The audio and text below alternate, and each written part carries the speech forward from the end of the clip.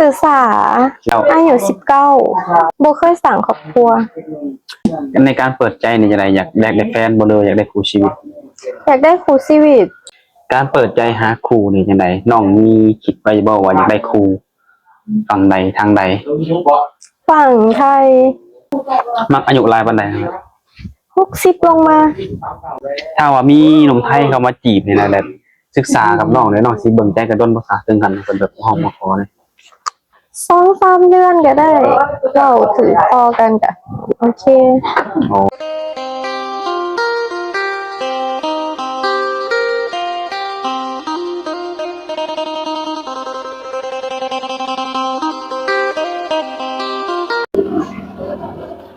กับสบายดีและสวัสดีเด้อพ่อแม่พี่น้อง FC โมสุขุสุคนสิเป็น FC ฝั่งลาวหรือว่าอยู่ฝั่งไทยทุกคนเนาะหรือว่าไปทำงานอยู่ต่างประเทศทุกคนวันนี้ก็ยินดีต้อนรับเข้าสู่ช่อง YouTube ของบ่าวศิลัดคือเก่าทุกคนมาพบมาพ้อกับบ่าวศิลัดในมื้อนี้ทุกคนเนาะก็เดินทางมาหาสาวโสดก็เป็นสาวโสดหน้าใหม่ทุกคนซึ่งสาวโสดคนนี้ก็เป็นผู้เจ้าผู้งามทุกคนเนาะเป็นคนพวกผิวขาวทุกคนเนาะเป็นสาวโสดมาเปิดใจมื้อนี้เป็นมื้อแรกเป็นสาวโสดที่ยังบ่ทันเพิ่นยังบ่ทันเคยมีสามีหรือว่ายังบ่ทันเคยสร้างครอบครัวมาก่อนแต่ในกรณีที่เพิ่นมาเปิดใจมื้อนี้คือเพิ่นมีความพร้อมอยากได้สามีอยากได้ลูกเคยให้พ่อกับแม่ว่าซั่นซะ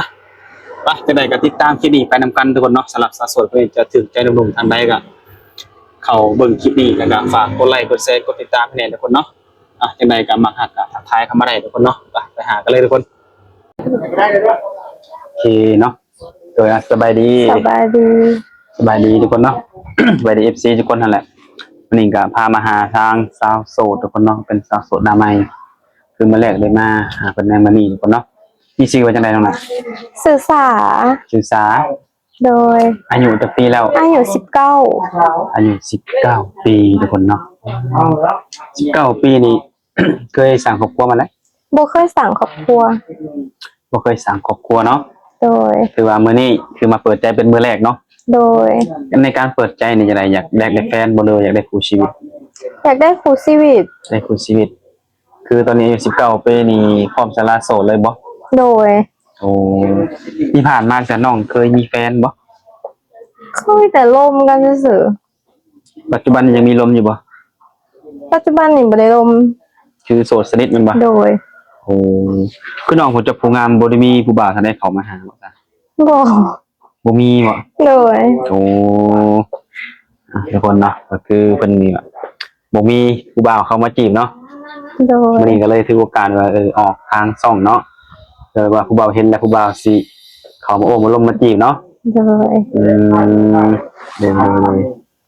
การเปิดใจหาคู่นี่จังไดน้องมีคิดไว้บ่ว่าอยากได้คู่ฝั่งใดทางใดฝั่งไทยโอ้อยากได้ฝั่งไทยแม่นบ่โดยเป็นจังไดคือว่ามักบ่าวไทยตลอดก็ลมแต่ฝั่งนั้นหั่นนะแบบลมกันแสดงว่าที่ผ่านมาเคยลมแต่ผู้บ่าวไทยแม่นบ่โดยในช่วงน้องลมน่ะลมคนมีอายุบ่โดยคือมักคนมีอายุอยู่แล้วบ่โดยแม่นมักอายุหลายปานใด60ลงมา60ลงมาโดย60ลงมาเนาะถ้า60ลงมานี่ถ้าเพิ่นเคยมีเมียมาก่อนอาจจะมีลูกติดอยู่นำนี่เจ้าก็สิรับได้บ่รับได้เอาเป็นสามีก็ได้กันเนาะโดยมักผู้บ่าวไทยเอาว่าได้คู่อยู่ฝั่งไทยแท้แบบแล้วเพิ่นอยากได้น้องไปอยู่นำเพิ่นเลยนี่ได้บ่ได้อยู่ฝั่งไทยได้เนาะโดยไปอยู่ได้อยู่เป็นประจำก็ได้แม่นบ่โดยน้องจะได้ที่ผ่านมาลมผู้บ่าวไทยนี่เคยเฮ็ดเวียกเฮ็ดงานญี่ปุ่นบ่แม่นเคยไปเฮ็ดงานญี่ปุ่นน้องไปตั้งแต่อยู่จักปีไปตั้งแต่17เป็น19โดยมาโดนแล้วบ่ซั่นนี่มาได้ประมาณ3เดือน4เดือนนะ3เดือนกะว่าสิไปอีกบ่ว่าหลังสงกรานต์ถ้าบัตรออกโอ้บัตรหมดอายุบ่แม่นเริ่มเฮ็ดใหม่โดยอ๋อแสดงออกมาถึงช่วงนี้ก็อยู่ในสงกรานต์ก่อนเนาะ โดย โอ้ในสงกรานต์ก็บ่มีคู่ไปม่วนบ่วันนี้ มีหมู่บ่ มี หมู่หลายเนาะ มีกับหมู่กับไปกับครอบครัวเขา โอ้ เขาสั่งครอบครัวมาแล้ว หมู่ก็สร้างครอบครัวเบิดแล้ว แหม ยังแต่น้อง โดย คิดอยากสร้างครอบครัวคือกันเนาะถ้าว่ามีหนุ่มไทยเข้ามาจีบนี่นะแบบศึกษากับน้องเด้น้องสิเบิ่งใจกระดนภาษาถึงกันเพิ่นแบบห้องมาขอนี่ 2-3 เดือนก็ได้เราถือพอกันกะโอเค โอ้เรื่องความเข้าใจเนาะ โดย เขามาลงกันคุยกันแล้วต่างคนต่างฝ่ายต่างพึงพอใจนะครับกันได้เนาะ โดย ก็สามารถตกลงกันได้เลย ก็รวมๆแล้วน้องมีสเปคว่าสาวแบบมักผู้ชายแบบใดคนแบบใดเนี่ย บ่มีสเปคหน้าใดก็ได้ บ่หล่อบ่สูงบ่ขาวก็ได้บ่ ได้ อื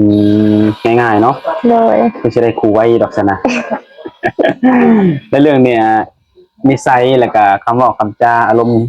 เป็นได้จักมักแบบใด หมากคนใจเย็น คนใจเย็น โดย น้องนี่เป็นคนใจร้อนหรือใจเย็นค่ะ เขาเป็นคนใจเย็น ใจเย็นแล้วจะได้เย็นคือกันเนาะ โดย เอาคนใจเย็นเอาคนแบบมีเหตุและมีผลเนาะ โดย ตอนนี้น้องความสูงน้องสูงเท่าไหร่ตอนนี้ 154 154น้ำหนัก 52 42ดูโตระบอน้ำหนักในเรือที่สิเพิ่มชิ้นหรือว่าชิ้นลดเนี่ย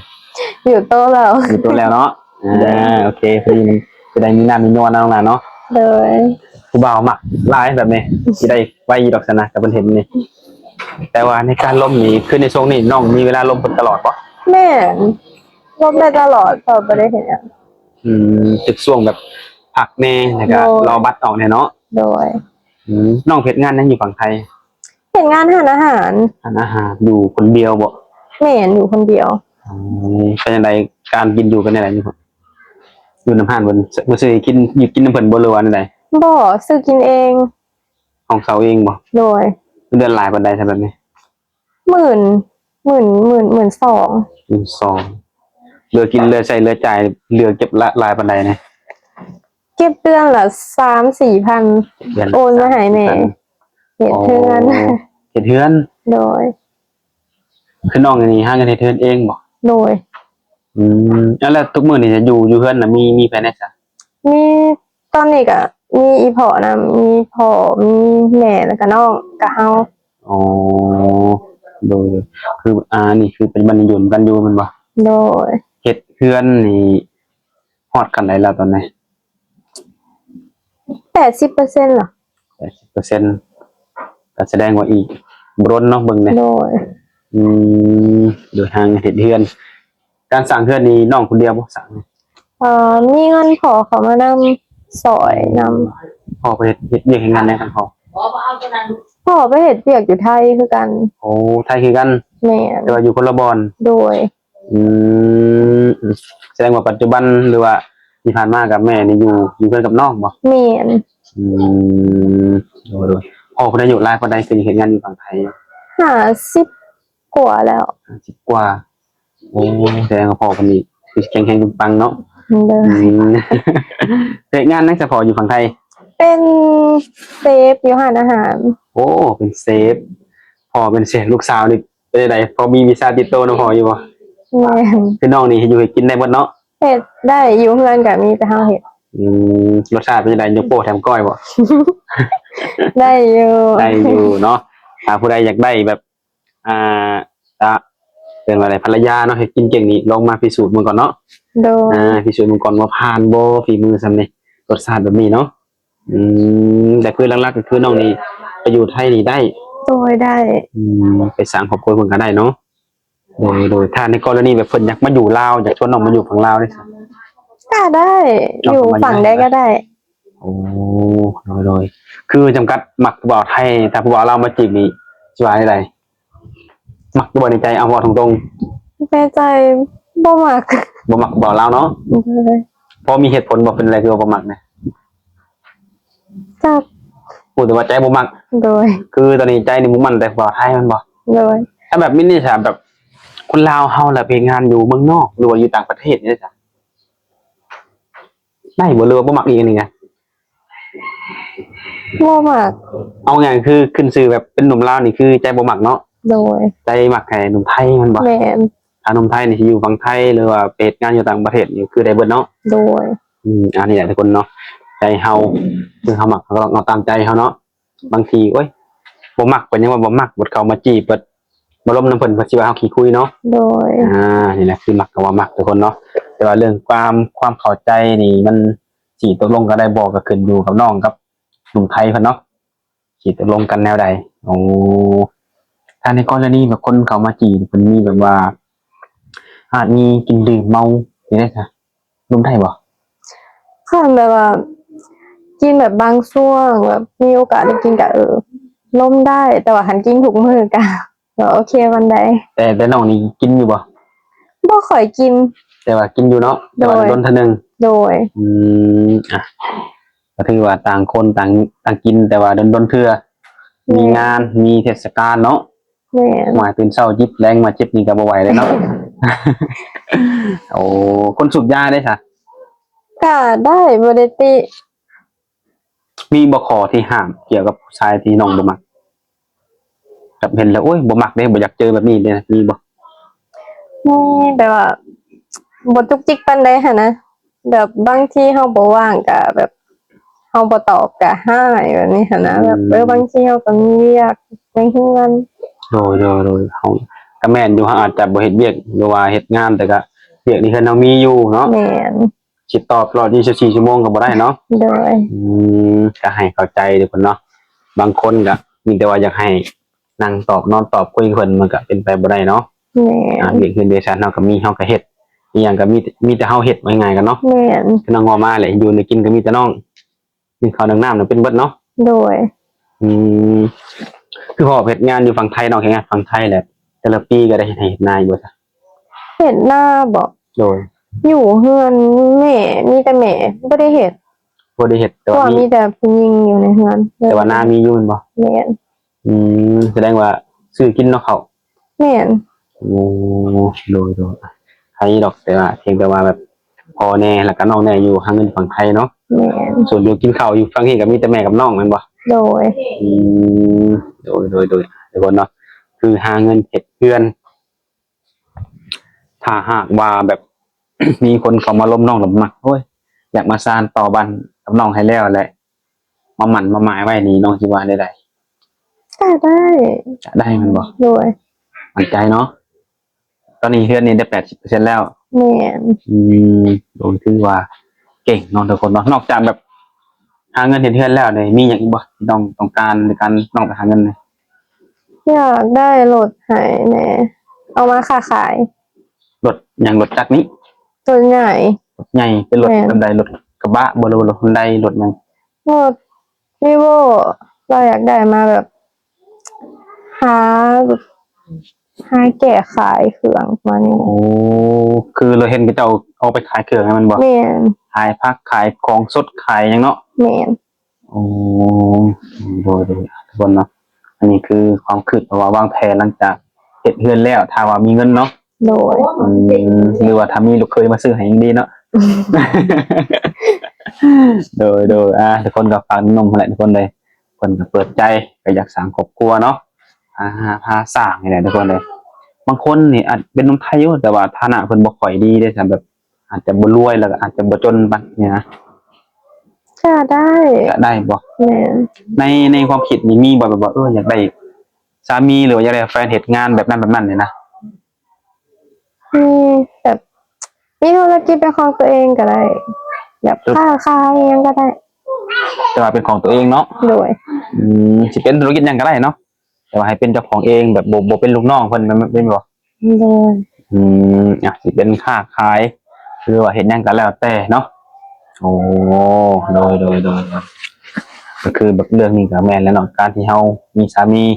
ก็อยากไว้ว่าให้มีหน้าที่มั่นคงเนาะให้หน้าที่มั่นคงมีรายได้เข้าในแต่ละเดือนเนาะโดยการที่ว่าเฮานี่เป็นเจ้าของเองโดยทุกคนเนาะก็คือเจาะจงได้หนุ่มไทยทุกคนเนาะส่วนหนุ่มอื่นก็เสียใจนำทุกคนเนาะ